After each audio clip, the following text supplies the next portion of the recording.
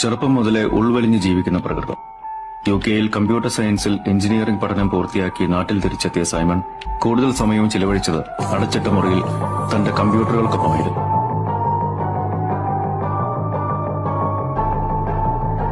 ഒരിക്കൽ തന്റെ ഡെബിറ്റ് കാർഡിൽ നിന്നും കണക്കില്ലാതെ കുറച്ച് പണം മിസ്സായ കാര്യം ശ്രദ്ധിച്ച സൈമന്റെ പിതാവ് ജോർജ് കണ്ടത് ഡാർക്ക് നെറ്റിൽ പണം കൊടുത്ത് ലൈവ് കൊലപാതക ടോർച്ചർ വീഡിയോകൾ കണ്ട് രസിക്കുന്ന മകനെയായിരുന്നു. അല്പകാലം കഴിഞ്ഞ് ജോർജിനെയും ഭാര്യയെയും പള്ളിയിൽ കണ്ടിട്ട് കുറച്ചായെന്നും ഫോണിൽ വിളിച്ചിട്ട് കിട്ടുന്നില്ലെന്നുമുള്ള വികാരിയച്ഛന്റെ പരാതിയിൽ പോലീസ് അന്വേഷണം തുടങ്ങി.